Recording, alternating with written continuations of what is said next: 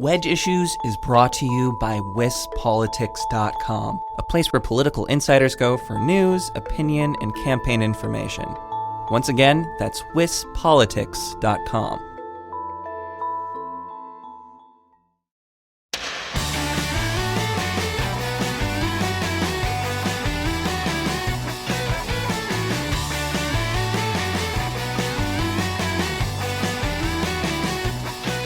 You've heard from Tony Evers, the Democratic candidate for governor, on this podcast. Now it's time to hear from his running mate. Mandela Barnes is a former state representative, and he is running for lieutenant governor of Wisconsin. Like me, he is a millennial and an only child.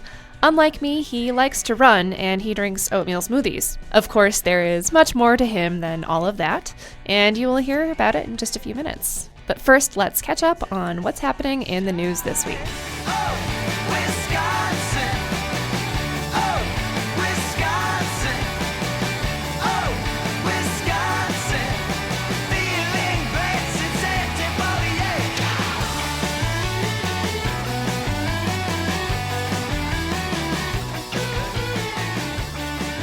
Welcome back to Wedge Issues, Jason Joyce. How's it going? Good. How are you doing? Doing all right. Good. Busy week. It has been. Yeah, we had an unnatural occurrence when the Marquette University Law School poll came out on a Tuesday this week. Insanity. Right. This throws a monkey wrench into every reporter's week because, as some of our skeptical readers have pointed out, all the reporters in the state drop whatever they're doing and watch breathlessly the Marquette poll results every month when they come out. It's true. I mean, it's a big rollout. It's like an hour-long show. There's a lot of theater involved, which we learned when Charles Franklin was in here. He almost was a theater major, so maybe that has something to do with it. Yeah. We get a little criticism for how closely we pay attention to this poll. But it's the real deal. I mean, it is predictive and accurate, and not only that, but it's a wide-ranging survey of Wisconsinites about important, issues. It is, and the fact is, it's pretty much all we have that is here on a consistent level, polling the same questions of Wisconsinites regularly. It's fully transparent in its methodology and the questions that are asked. So it is, for better or worse, the best we've got here in Wisconsin. And, it's good to remind people that polls are a snapshot in time. They are not necessarily meant to be a crystal ball. They are a snapshot of what voters told the people conducting the poll at that time. And those results are reported back, and then we report them to readers. Yeah. So what did we learn this week? We learned that Tony Evers appears to be up over Scott Walker by about 5 points among likely voters. This is a bit of a jump for him from the previous month. We've also got Tammy Baldwin leading Leah Vukmir. At the same time, Brad Schimmel, the Republican Attorney General, is leading his Democratic opponent, Josh Kaul. Big difference between those races is the AG race. Still not a lot of name recognition for either candidate, but especially for Josh Kaul. I think 87% of people still don't know who he is. That's certainly not the case in the Senate and governor's races. If you want to get really nerdy, you can talk about the sampling on this. This sample included more Democratic voters than the previous month, which some criticized the previous month for, in theory, oversampling Republican voters. This is a little more even mix of Republicans, Democrats, and independents, and that's where we're at now. Yeah, good. And there will be one more Marquette poll before the election? I think that is correct. Okay. Watch our Twitter. We'll watch and tweet breathlessly. Yeah, exactly. Like it or not. So one of the big issues in the governor's race this week was a debate over what each candidate has done and is doing about the Affordable Care Act, a.k.a. Obamacare. Can you lay that out for us? Right. So right now, there is a lawsuit in the works. Brad Schimmel is heading that up with 19 other states. Scott Walker has given his approval for that lawsuit. The lawsuit's seeking to strike down the Affordable Care Act, or Obamacare, basically do what Congress ultimately failed in doing despite repeated efforts. At the same time that this is happening, Governor Walker and his running mate, Rebecca Kleefisch, have said repeatedly, we will protect people with pre-existing conditions. A big component of the Affordable Care Act is that it tells insurers that they can't charge more or deny coverage to people who have pre-existing conditions.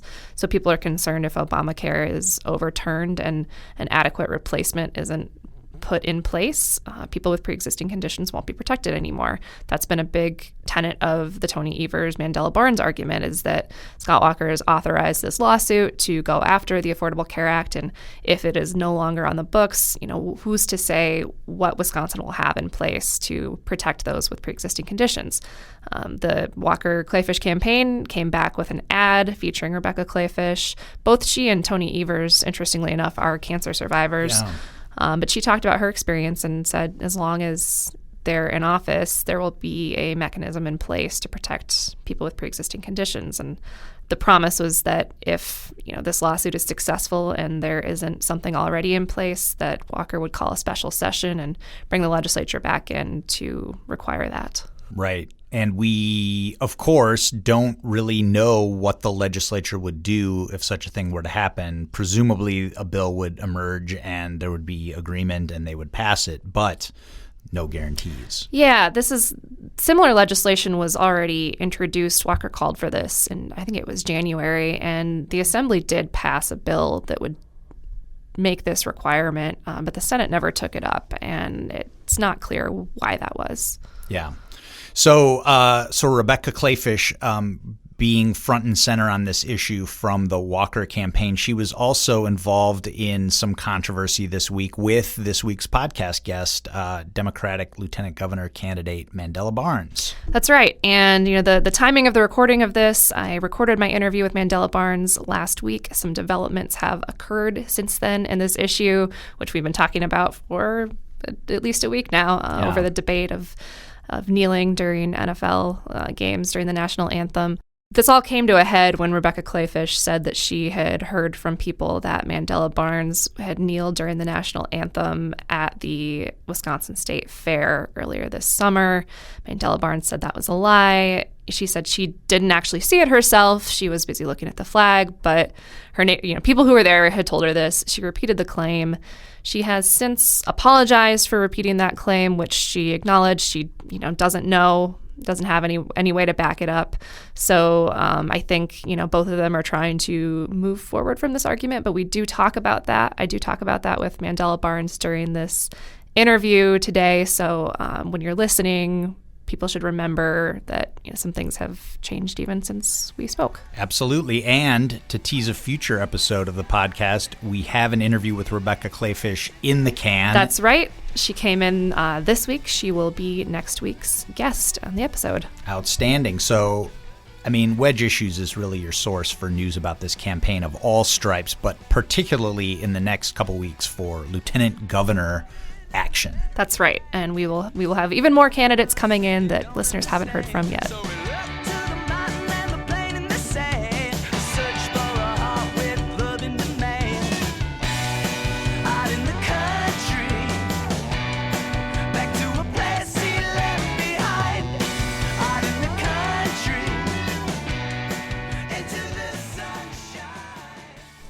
How now, brown cow?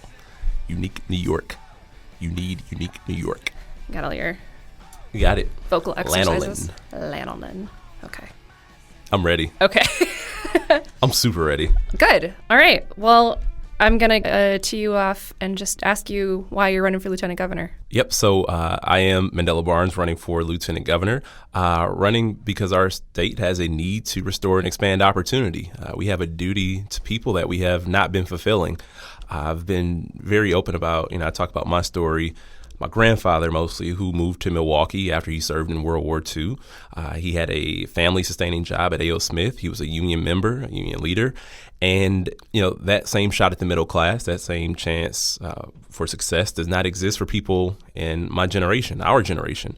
It's very unfortunate that we've turned the clock backwards. But things can change. When you change leadership in a state like Wisconsin, which is in dire need of it, we need to work to expand healthcare. We need to fully fund our public schools. We need to be very diligent about protecting our environment. We haven't done that, and we need to get on the right path. So when I first met you, it was a few years ago, and you were in the state legislature representing Milwaukee. It's been a few years since then, some time's gone by. What's the path been from the legislature to your campaign for lieutenant governor? There has been some time this past. Some said I plateaued in my mid-20s. Who would say that? My friends, actually. Okay. Only my friends. But no, so since I've been out of the assembly, I've had the opportunity to work for a group called State Innovation Exchange. We provide research and policy support to progressive state legislators across the country. And it's equipping them to lead with a vision to, stand for something and actually promote good public policy, whether you're in the majority or the minority. If you're in the minority, you don't want to stay there. You don't want to languish. You want to actually be effective and bring up critical issues that are important to the people of your state. And for the legislators who do have the good fortune of being in the majority, we want to help them to also be effective so that you're not just getting elected for the sake of being elected. You're actually working hard to improve the lives of people, and you're given jurisdiction. You ran for state senate in that time, too, unsuccessfully. But what an emphasis on unsuccessfully. I just wanted to let people know that you hadn't been elected to the state senate. You lost bad, Mandela. Well, yeah, that's true. It was not a pretty election outcome for you. Yeah. What did you learn from that race? I learned a lot. I probably learned more in losing that race than I learned when I won my first race. Learned what not to do. Like what? Not every incumbent is as vulnerable as you may think, and it can be easy to get trapped in a bubble.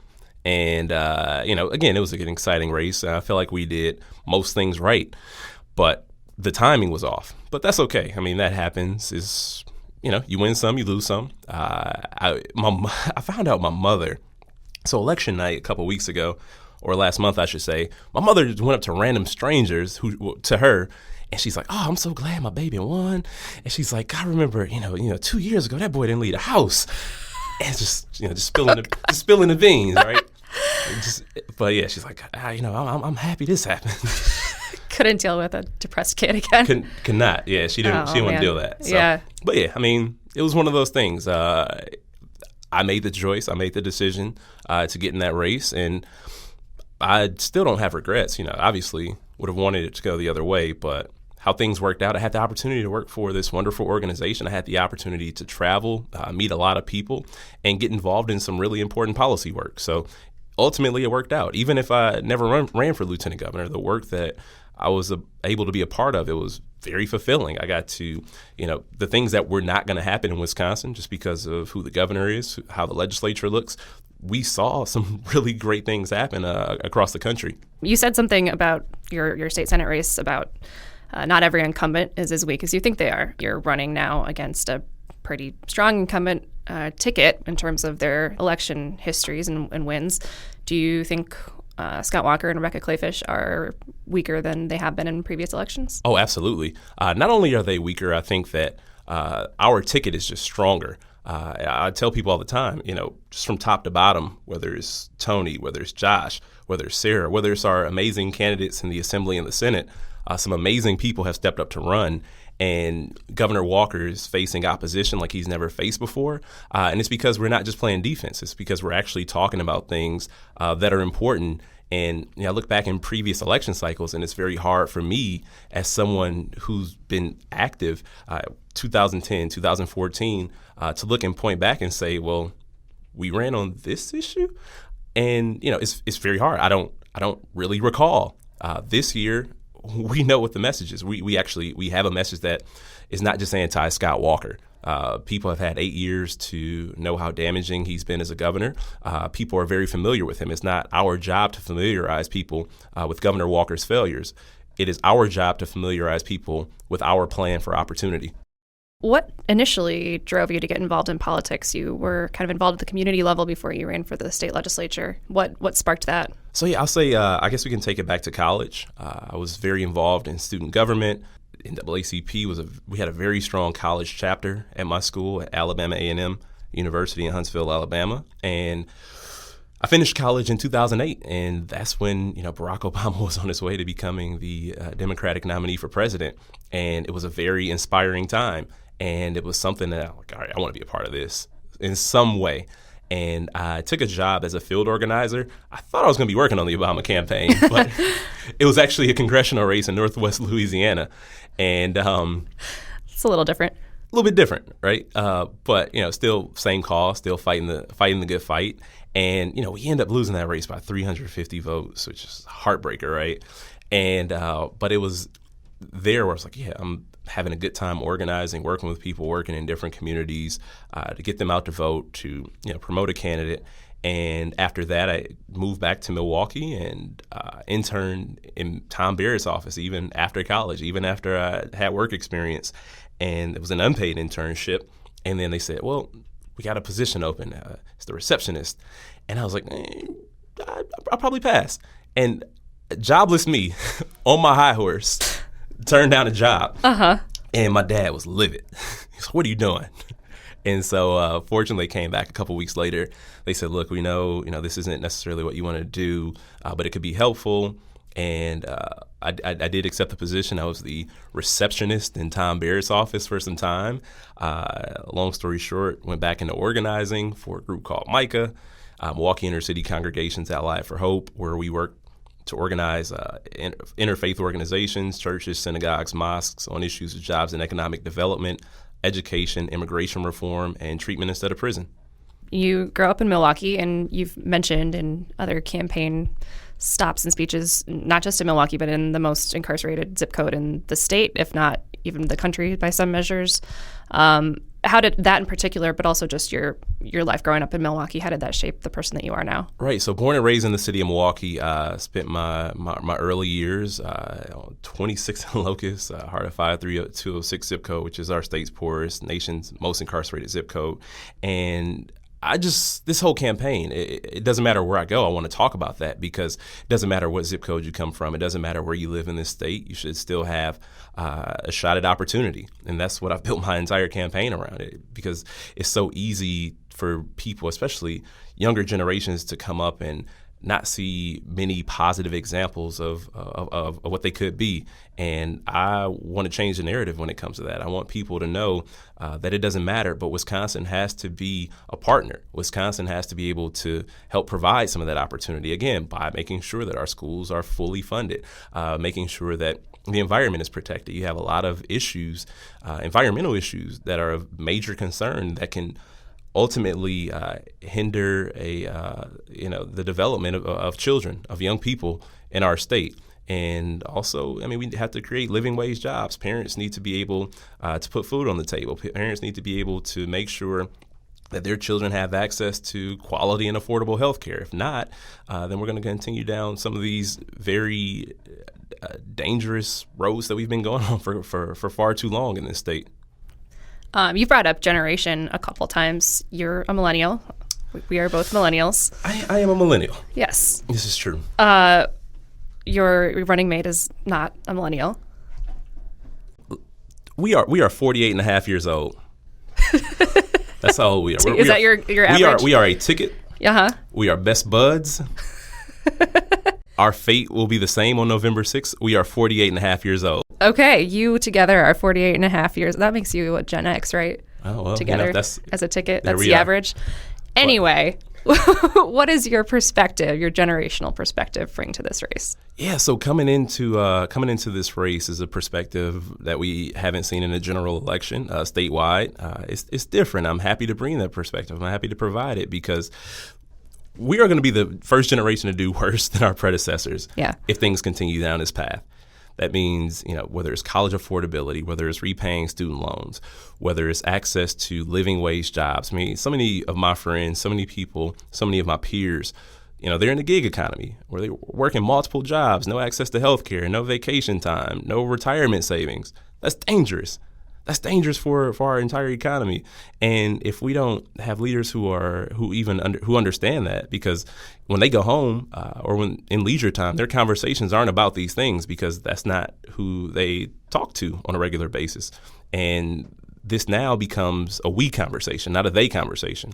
I've also been a part I've also been a victim of an uncertain economy. There was a point where I got laid off from a job where my job was to help people find jobs.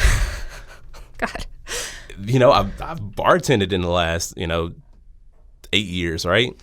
Those are things, this is what we do. And there's nothing, you can make a lot of good money bartending. Yeah. But, that wasn't the path that I thought I would be on, right? Yeah. So there are so many people who go to college, get a degree, struggle to pay back student loans, healthcare is unaffordable. It's a disaster It's a disaster, and we need people, leaders, candidates who are going to be able to talk about those issues, and we need people in elected office who are going to advocate on those issues.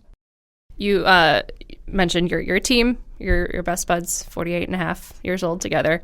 But, so Wisconsin is, other states do this too, but it's a weird process in that, voters go to the polls on primary day and they select a candidate for lieutenant governor and they select a candidate for governor, and then those two candidates run together as a ticket after the fact. And sometimes they like each other and get along, and sometimes they don't. It sounds like it's been a positive experience so far. But yeah, what's your relationship like with Tony Evers, candidate for governor? What is it like campaigning with him? What do you guys both bring to the table? Tony and I get along great, and many of our stops, I tell people this is going to be your new favorite sitcom, Tony and Mandela show.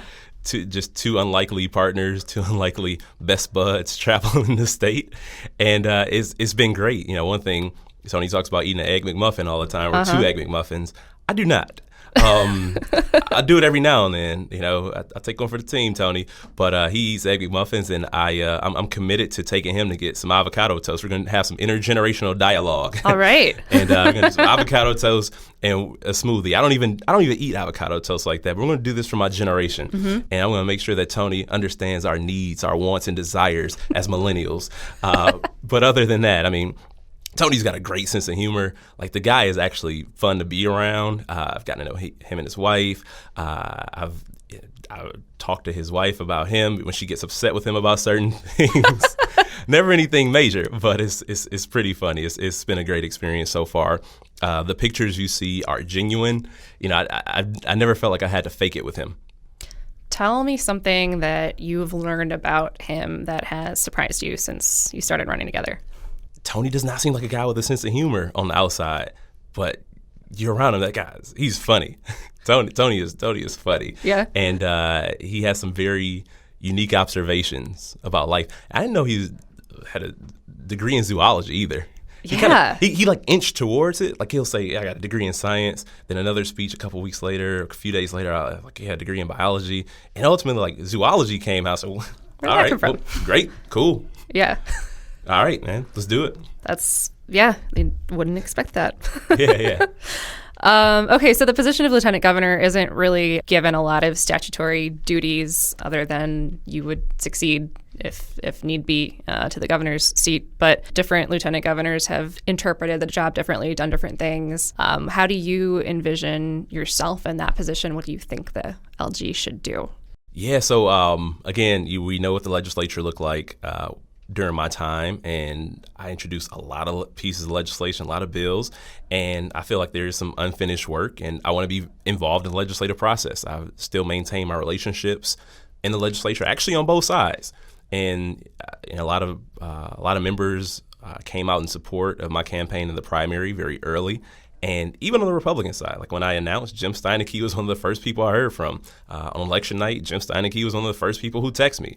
So maintaining those relationships is, I hope, will be key to my role as lieutenant governor, because I do want to make sure that we are as effective as we can be, making sure that we're working to push a very bold agenda, because I want to govern like we only have 90 days to do it.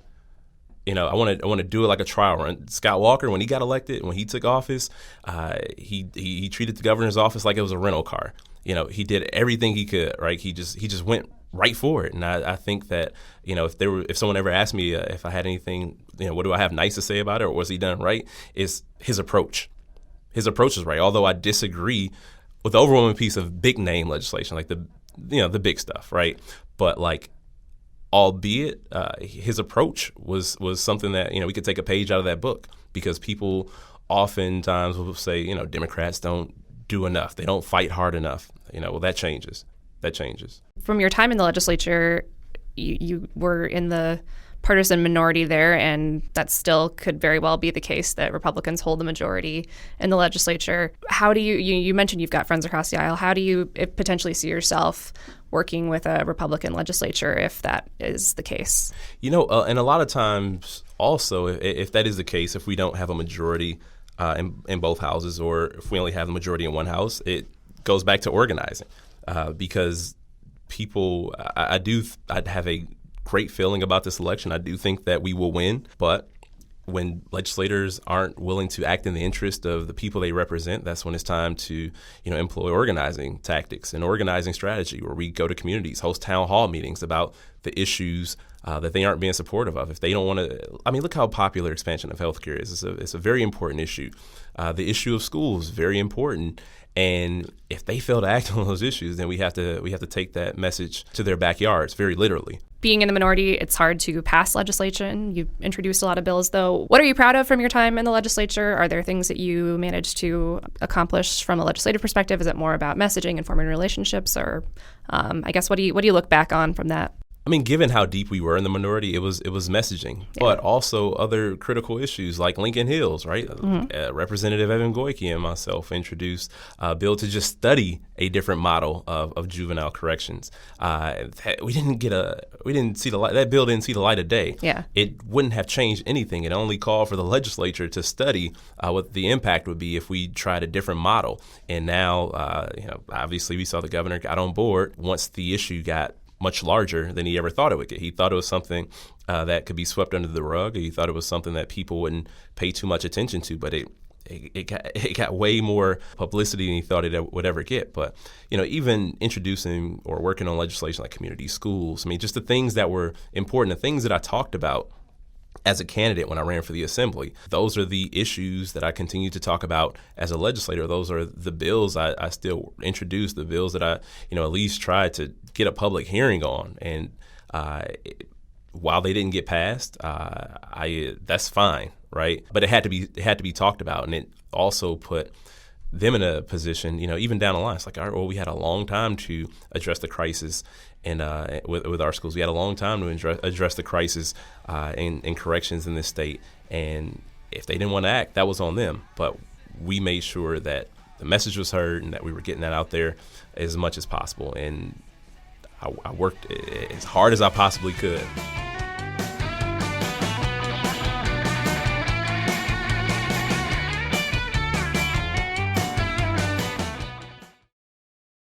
Wedge Issues is sponsored by wispolitics.com. You can become a wispolitics.com member. Find out more at wispolitics.com/membership. So early on in the race, you've already found yourself in the middle of a Twitter fight, which is apparently the way that things are now carried out in campaigns. But bigger issue than the Twitter spat. But the governor called out one of your tweets recently over the issue of NFL athletes taking a knee, kneeling during the national anthem. There's a lot of nuance here to explain how this came to be. He tweeted a screenshot of one of your old tweets. I wasn't even found in the middle. One, I was sought out. Two, he took a screenshot of a tweet that still exists. The tweet is still there. Like, it's still there. He didn't at you. He could have quote tweeted me. He could have added me. But again, the governor ignores a lot of people that look like me in this state, which is why he hasn't ever visited a correctional institution, which is why the Lincoln Hills issue got to the point that it got to. So not surprised that he all of a sudden did not acknowledge my existence. This is very on brand for the governor. So with that being said, the governor dragged me into this debate, and we talked about it. And the point was, it was a tweet from Yahoo Sports that showed Donald Trump not knowing the words to the national anthem during the same time where he was very inappropriately going after NFL players for taking a knee, to which I said, the president should take a knee if he doesn't know the words. The governor made it what he wanted to make it. The lieutenant governor, came from the rafters.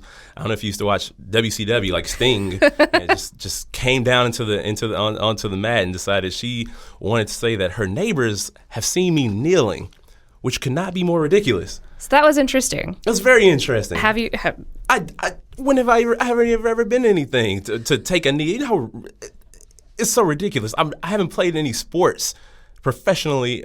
I will never play sports professionally, but I haven't even been at a point where I could take a knee. Like, I think I heard your dad said you didn't turn out to be the athlete that he hoped. Now, my dad is, he is, we'll get to my dad in a second. Okay, we'll come back to that. A lot of people want to misrepresent the facts. Sometimes it's your own family. Sometimes your dad. I need to remind my father I did go all conference. In what? In football. Okay. I was all conference. Okay. Also, my dad's never run a marathon. So You are a big runner. Yeah. Dad, I hope you're listening. Okay.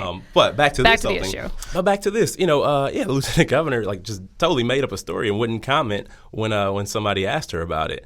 Which one of your friends? And would she call the police on me if I had a barbecue in her neighborhood? Maybe, probably. If she'll make this up. This is going all over the place. Oh, we're all over the place. Are you shocked? No, I'm not. So do you and Tony have the same position on this? He said he sort of, he stands. Tony took Aaron Rodgers' position. Yeah. Tony took the same exact position that Aaron Rodgers took, that's fine. That's fine. My position is not far from that. My position, if you want to take a knee, you should be able to take a knee.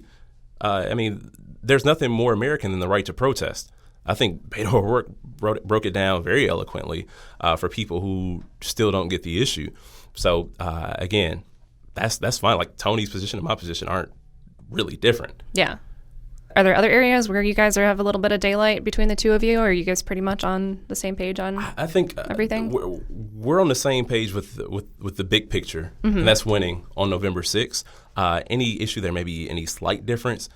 It's not enough to drive a wedge. I had to get that in there. Wedge, yeah. Not enough to drive it. There's no wedge issue between Tony and I. Right, there's no philosophical, fundamental disagreements that we have. Well, I was going to ask you to name something that Scott Walker and Rebecca Clayfish have done well. I think you did that already. I did that.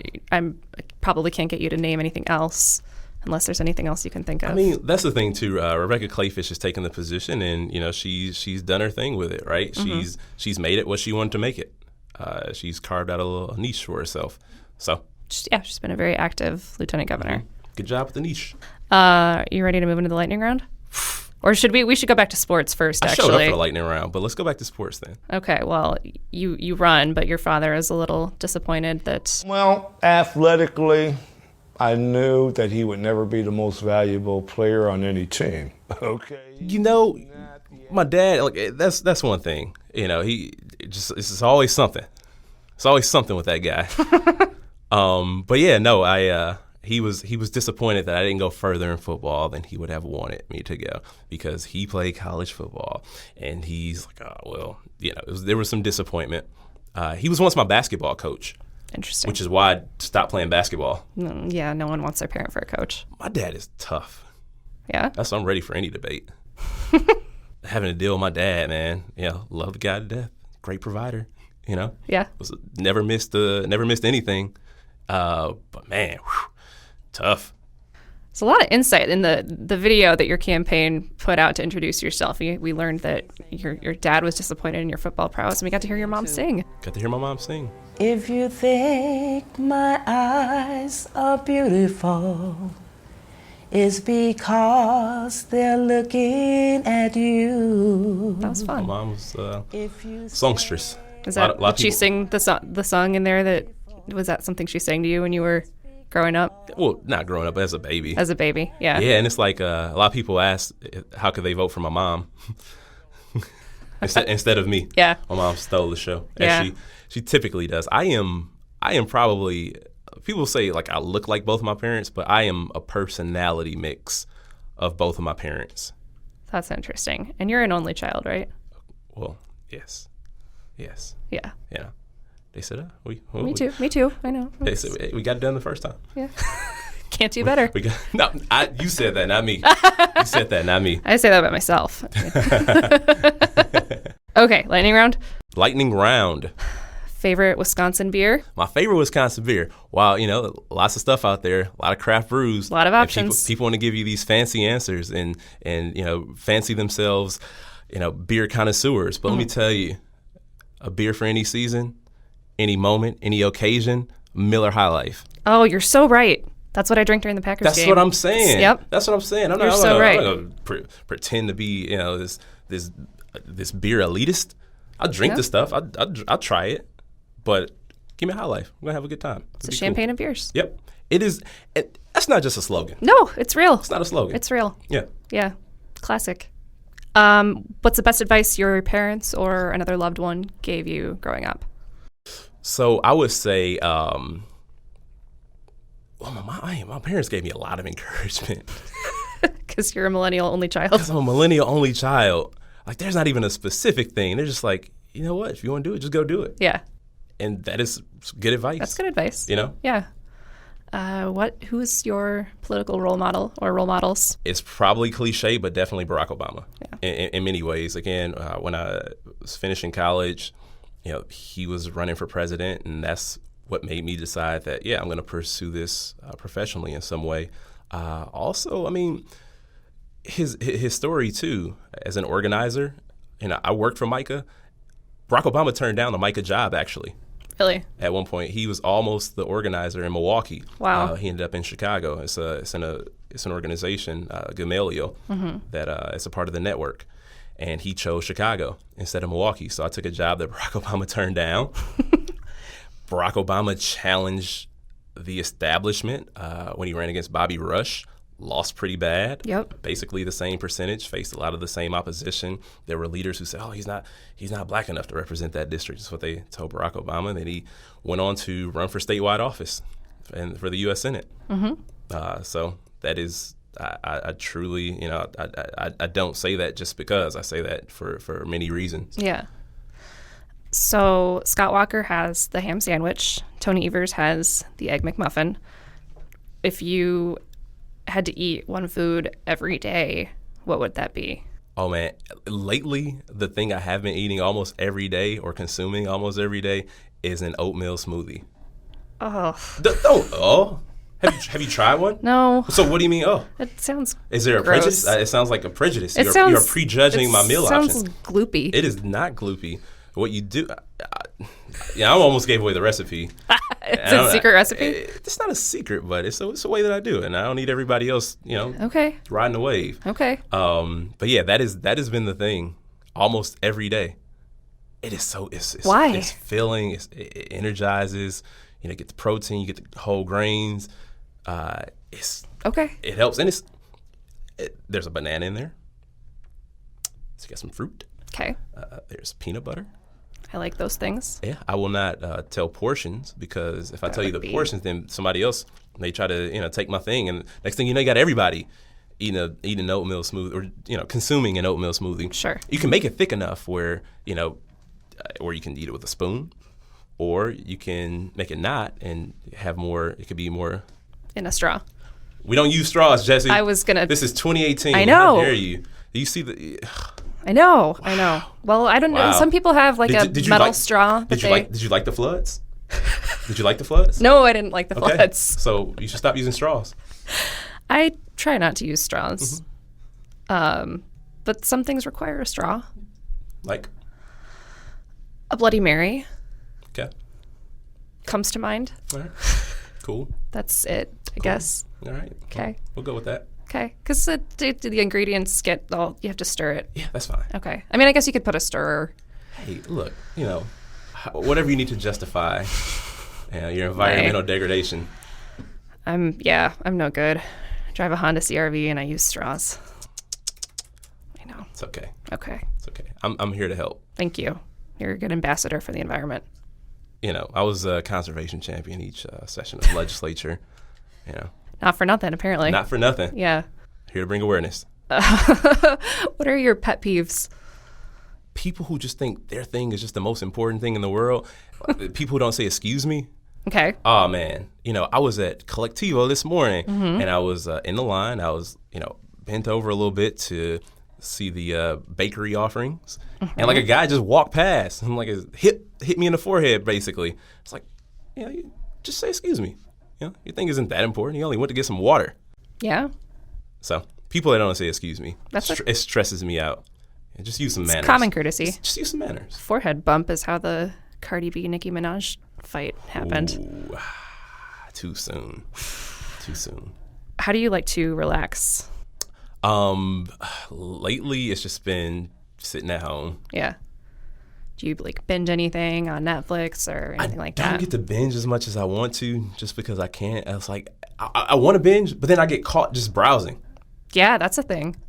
Browsing many takes up so options. much time. Yeah. Right? And it's like, oh, well, you may also like this. And, I don't know. It's rough. It's a challenge. It is a challenge. Too many options. I do play Clash of Clans.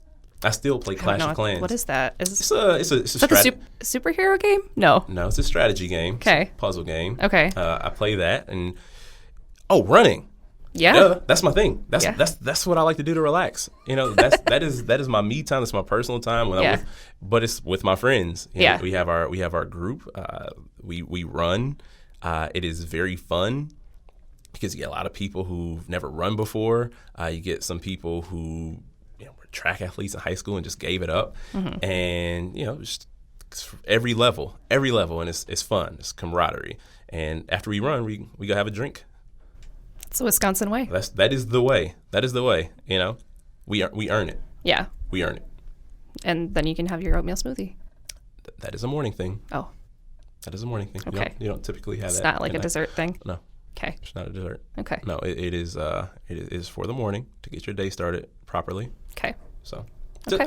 I'm learning. Okay. I'm here to teach.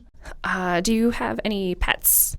I do not, because I am pretty allergic to. I know. To a lot of animals. It's rough. Yeah, it can be rough. I would like to have a dog, but it is. I'm not home enough either. Well, yeah, that's the other thing. Not home enough. There are dogs that I am allergic to. Lots of things. My dog doesn't shed. Yeah, so. Yeah. My grandmother had a poodle. Yeah. I don't think I was allergic to that, but Probably it's not. like, yeah, probably not. But I wish I had the time to take care of a pet, but I don't. Someday, maybe. Someday I'll get some stability about myself. Maybe. What's the best concert or your favorite concert that you've gone to? There were a couple. I was just talking about them. I went to a really great Edward Sharpe and Magnetic Zeros concert. Mm-hmm. It was just fun. It was an experience. Yeah. The guy just starts going in the crowd.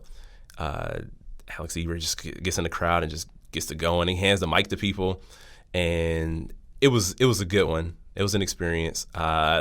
There was also this show in Atlanta. So I was at Netroots, and they had a couple people performing, and then it just came out. It just turned out to be like this Atlanta Legends concert. Oh, wow. Yeah, like Big Boy came out, Goody Mob came out, even Bone Crusher came out, and it was like a great show, and it was free, and it was unexpected. That's awesome. Yep. Do you know what your first concert was? Yeah, it was actually LL Cool J. Wow. At Jam for Peace at Summerfest in Milwaukee, and there was another person. I don't even want to talk about it. R. Kelly. But yeah. We didn't know the things. We didn't know. Now. We didn't know it was that bad. So yeah. Yeah. Yeah. So I don't talk about it. I just mentioned LL Cool J. Yeah, that's better. I was there with my grandmother. Really? My parents made my grandmother take me. How old were you?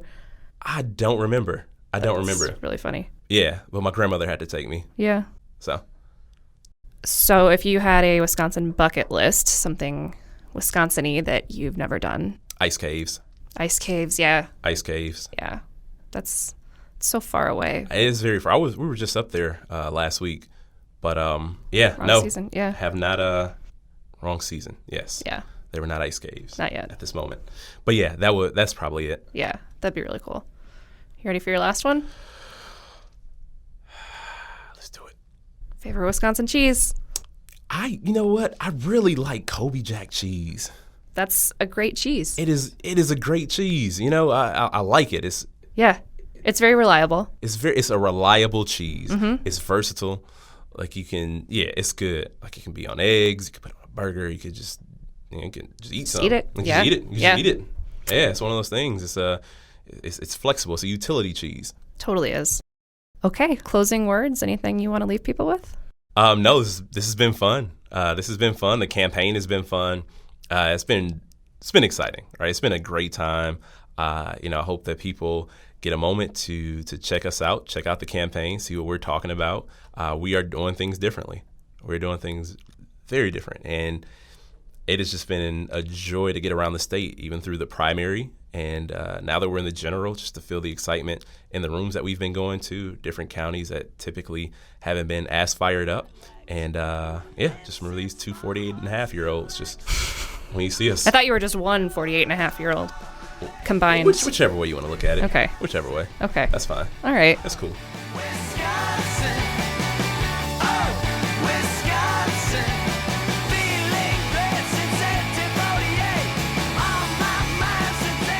Thank you for listening to Wedge Issues. Our theme music is Oh Wisconsin by Loxley.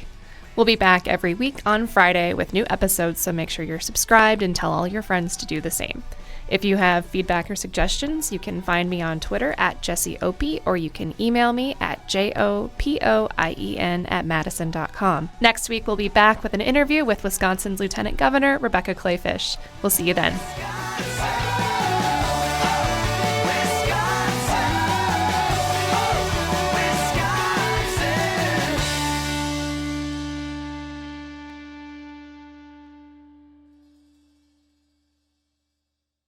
Wedge Issues has been brought to you by wispolitics.com. There are plenty of benefits to becoming a member. You can go to wispolitics.com/membership to find out more.